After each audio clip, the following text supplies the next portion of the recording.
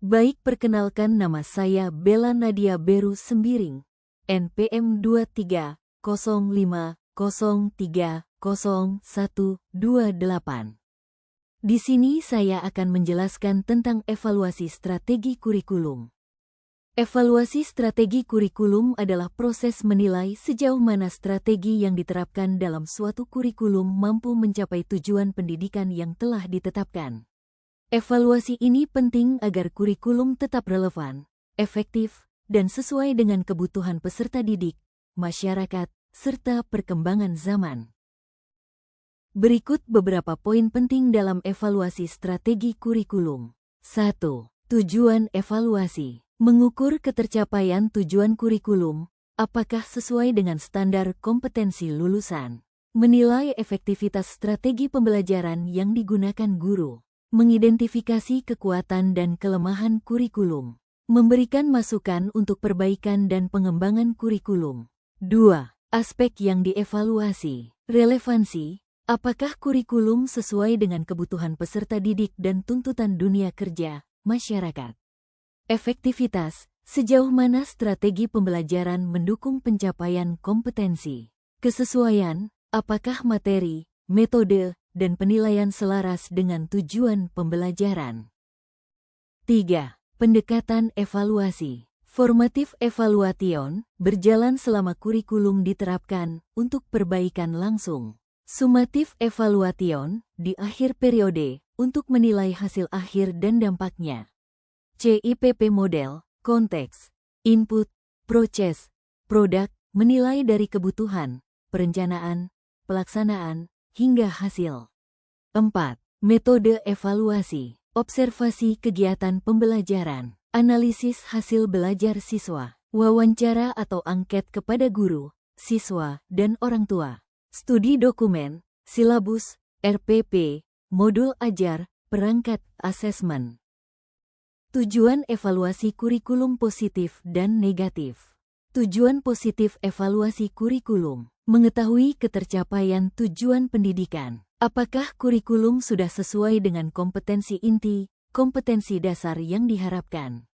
Perbaikan dan pengembangan kurikulum. Memberikan masukan agar kurikulum lebih relevan dengan kebutuhan peserta didik, dunia kerja, dan perkembangan zaman. Meningkatkan efektivitas pembelajaran. Evaluasi membantu melihat strategi, metode, dan bahan ajar yang paling tepat digunakan.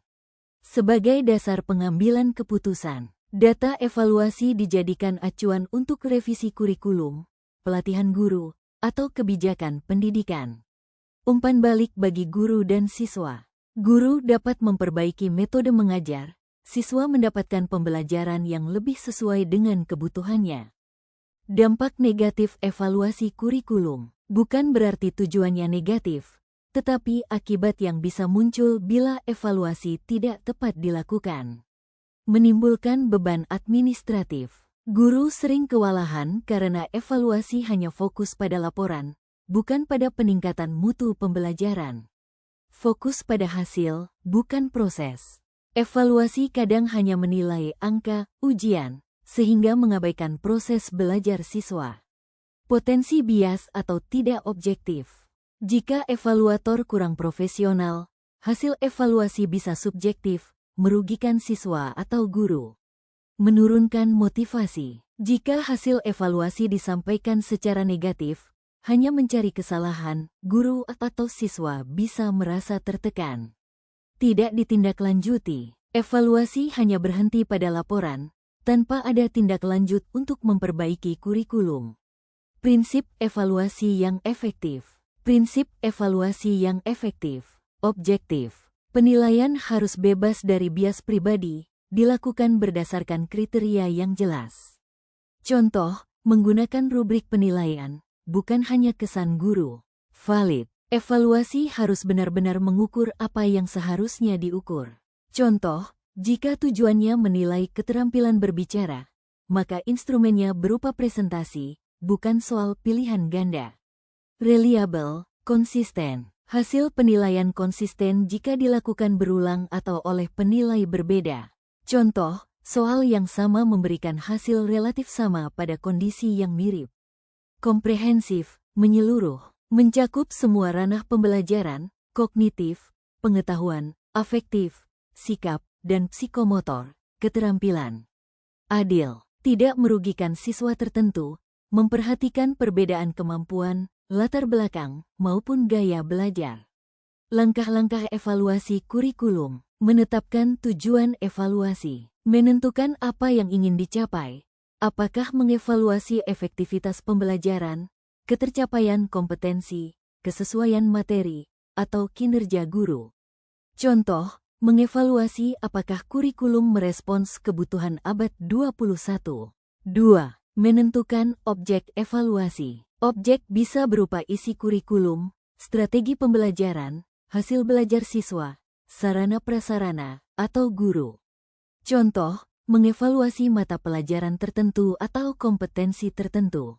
3. Memilih model, pendekatan evaluasi. Misalnya, CIPP model, konteks, input, proses, produk.